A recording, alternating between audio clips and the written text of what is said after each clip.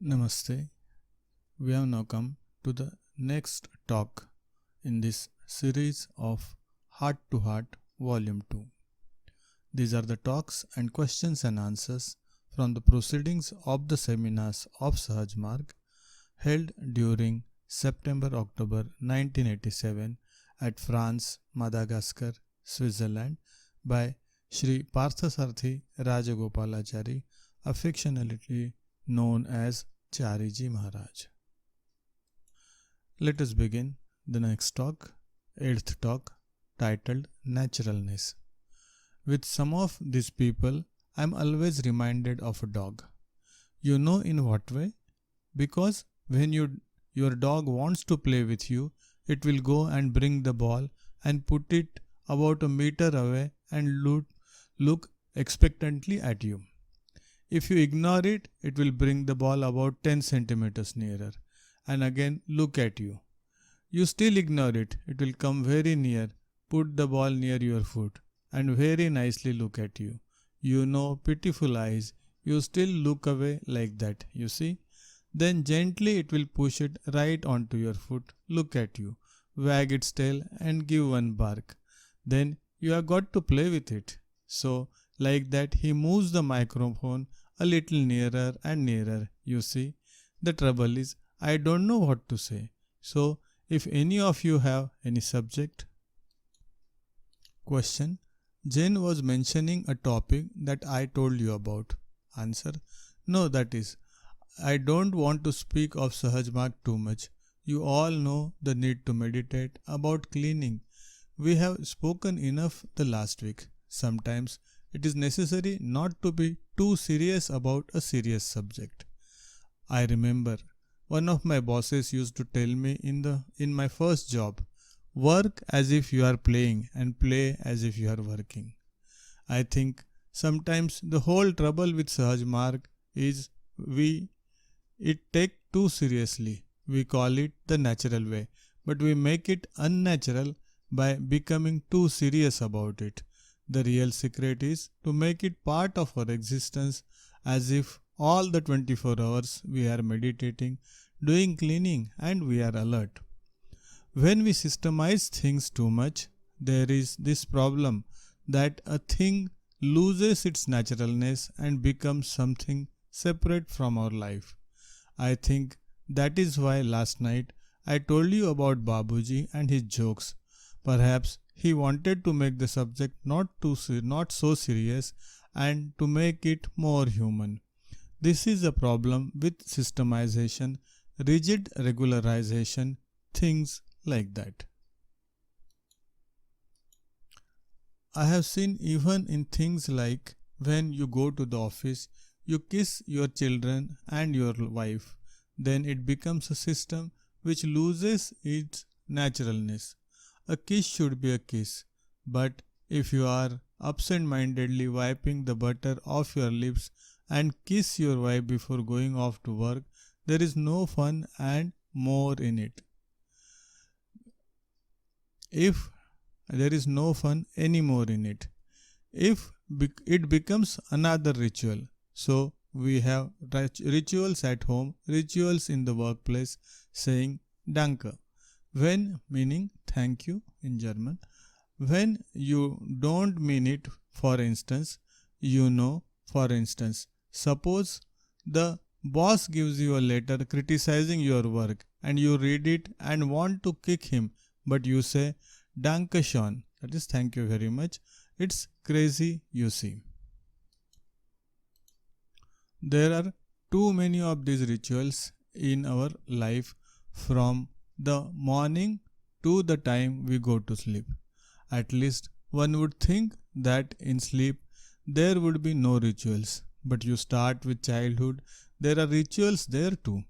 One child must have its teddy bear, and sometimes the children grow up till the age of 15 or 16 and they must have that teddy bear, without which they cannot go to sleep. Yes, I have seen children like that, and it must be the same teddy bear. If you change it, it is finished.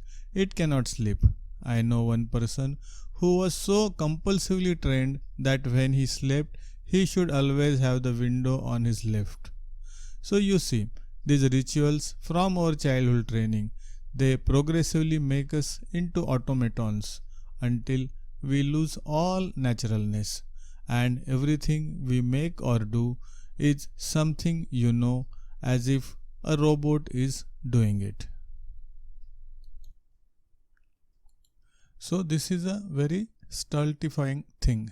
Stultifying meaning a aspect which tries to suppress freedom or initiative. When there is no more naturalness, there is no more joy. That is why you look at people's eyes and you find the same expression, the same despair, the same longing, and very little difference in what they do, what they feel, what they see.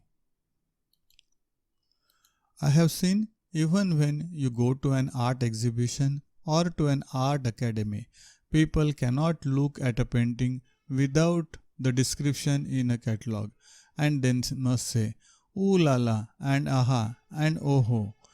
Appreciate it. Sometimes it looks like a stupid thing done by some stupid fellow. Very often, not sometimes. But we must appreciate in public. So not only do we lose naturalness, we lose honesty also. What do you think of that painting? Oh, it's wonderful. And sometimes you end up by buying the funny thing and putting it in your house too. Very expensive foolishness. So if you study people today around you, there is no naturalness at all. Your holidays are unnatural. They are compulsive things. Somebody must go to the mountains, he cannot go to the lake. He cannot go to the forest, things like that.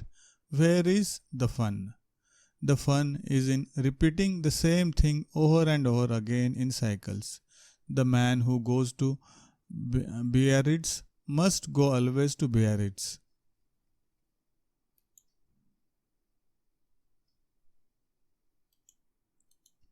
Biarritz is the French seaside town famous for surfing and resorts.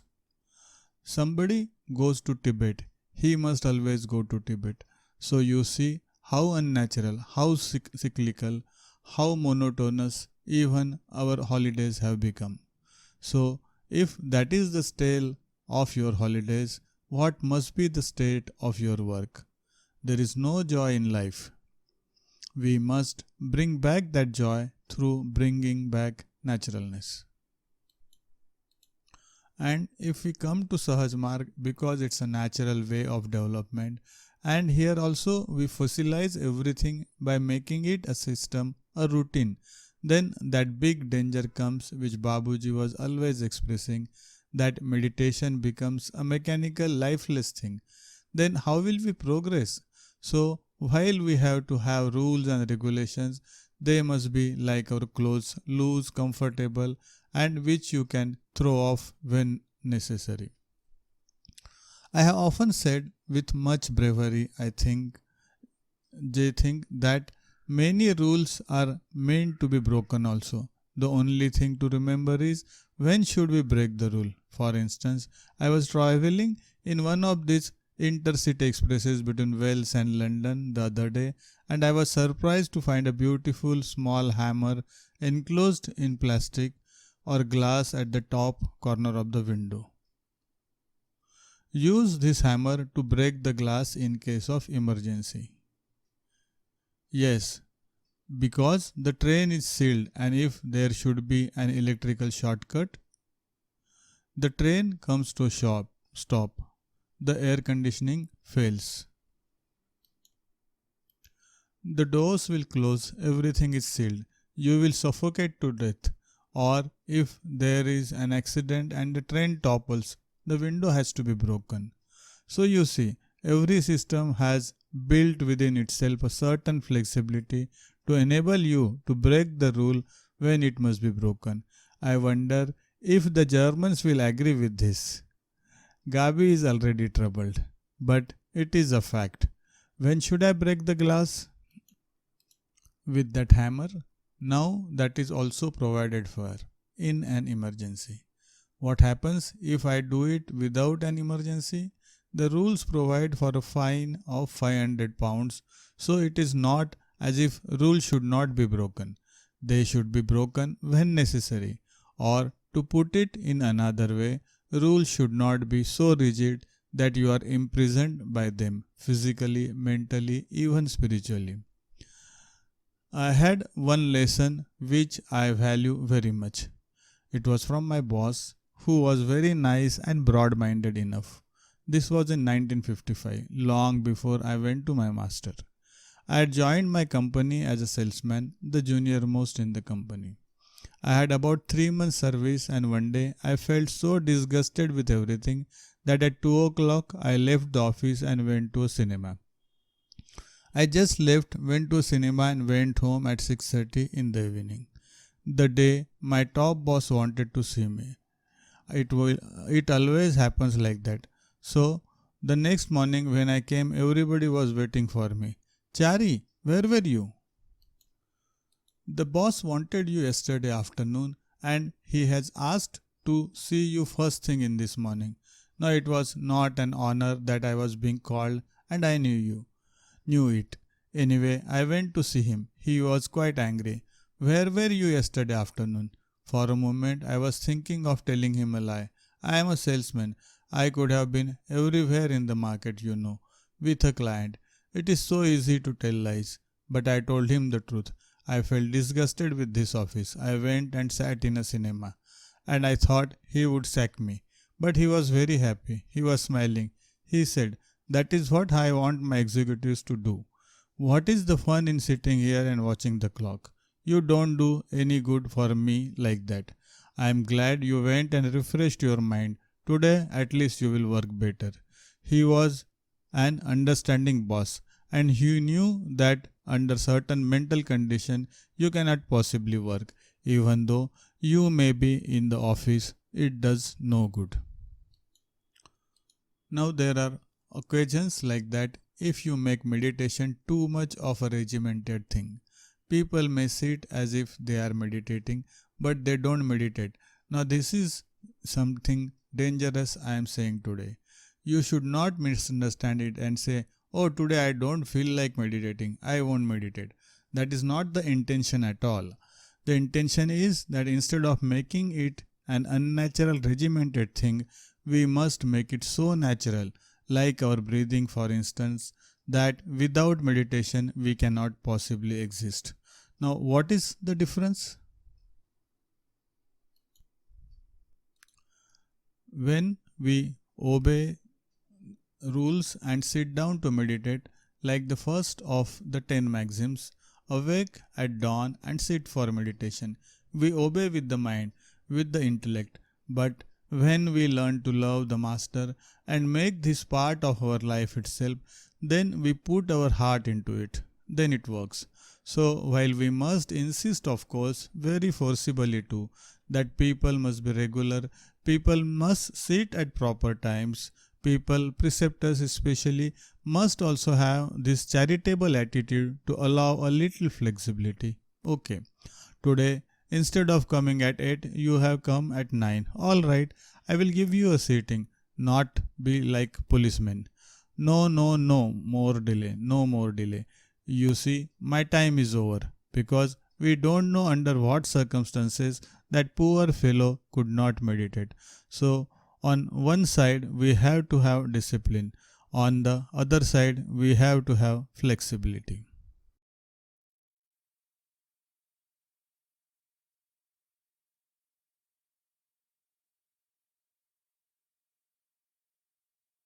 Now coming to my master's life, Babuji's life, he has written that he met Lalaji only a few times in his whole lifetime.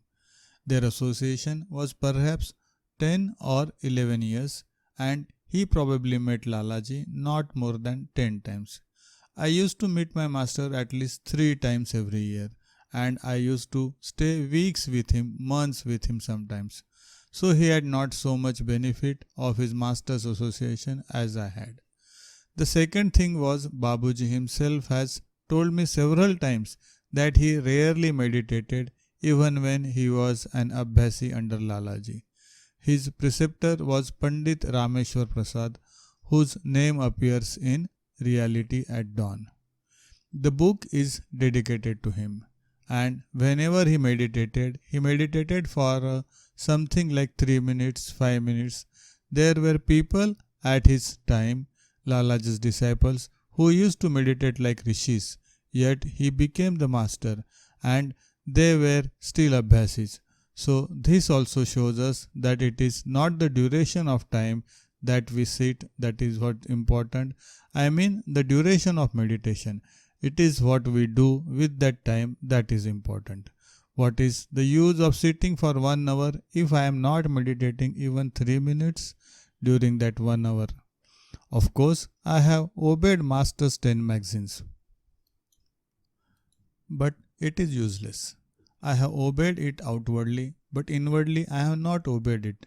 So we must learn to create inner obedience from the heart, and that can happen only when we love what we do and we do what we love. So Sahaj Marg must become something which we must love to do and which we do because we love it so much. That is, it must become mine. It is no longer a system. It is my way of living, that I get up in the morning, go to the place which I have reserved for this particular activity, naturally sit in meditation without being even aware that I am meditating, and follow the 10 commandments or the 10 maxims, not as if I have to remember. Like the pilot at takeoff has to go through a whole rigmarole of checks, be it dealing with a mechanical contrivance or machine, but we must use the 10 maxims to change our life in such a way that we follow them naturally. Telling the truth becomes natural. Nobody should have to ask us, are you telling the truth? And even if you are asked such question, you should not know the difference between what is truth and what is a lie.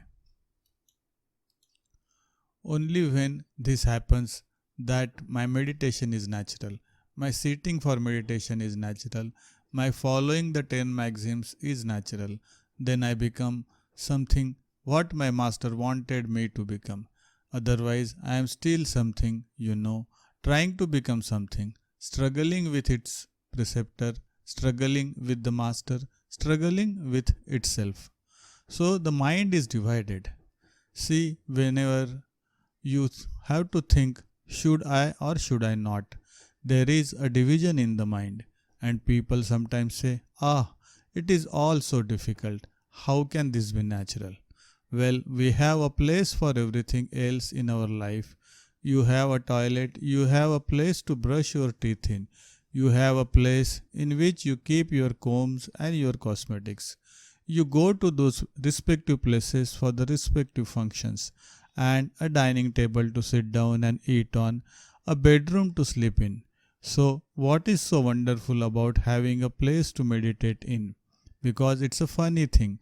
Many people even have told me that they have no place to meditate. I cannot understand how it is possible. You can sit at your dining table and meditate in the chair. You can sit on your bed and meditate in your bedroom. I don't see any difficulty. Unless people nowadays have become so compartmentalized in their heads that they want a room only for meditation, so it must be separately kept.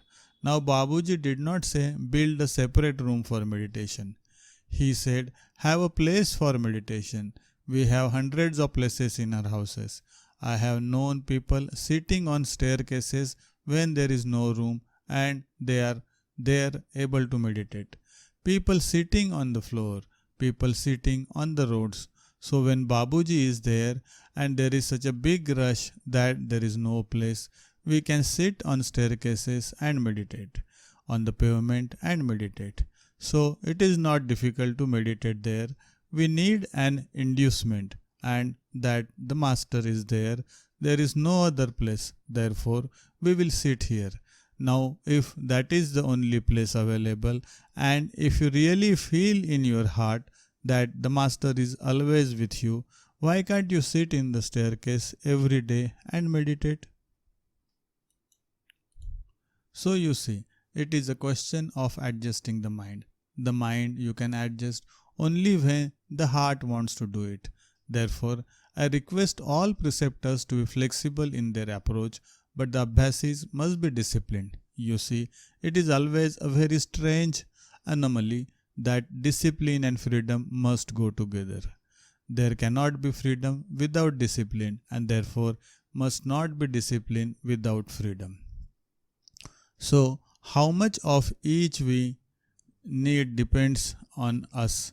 At the lowest level of our existence, we totally need discipline and have a little freedom. At the highest level of existence, we have absolute freedom but have to discipline ourselves so that we may conform to social requirements, legal requirements. So, this is the strange paradox of existence that discipline and freedom go together like everything else, like light and shadow, like darkness and light, like vice and virtue, like truth and lies, all opposites. So we begin with externally imposed discipline and rise progressively until we discipline ourselves from inside ourselves. At the first stage, it is artificial, enforced from outside. At the top, it is natural, my own way of existence. It is no longer a discipline I obey, I am disciplined. So, similarly, we must start meditation, cleaning, prayer at night, all these as impositions on us, something which has to go, which has to be done because the Master says it must be done if you want to grow. But as we develop, it is something we do because we want to do it. At the end of our journey, it is still there, but how now it's all natural. Then, if you ask the Master, are you meditating? He won't be able to answer yes or no, because for him, whether he is awake or asleep or dreaming, it is all meditation. Of such a person, you cannot say you are telling the truth, because whatever he says becomes true. That is the truth of the secret behind blessings. How does a blessing work? Because what such a master says, nature has to obey. So if he says, may you be well, you have to be well. So we go up from a level where we have to speak the truth to reach a level where whatever we speak becomes the truth. So this is the secret of Sahaj Marga Sadhana, that as long as we feel we are obligated to meditate, obligated to do the cleaning, obligated to do the night prayer, we are still slaves of these obligations. The naturalness which Sahaj Marg claims has not yet come. So I request all of you to try to bring this naturalness into your lives, and you will find that not only does it transform your practice, it will transform everything that you do. Thank you for listening. In the next talk in this series, we will commence the 9th talk, the future insight. Thank you once again.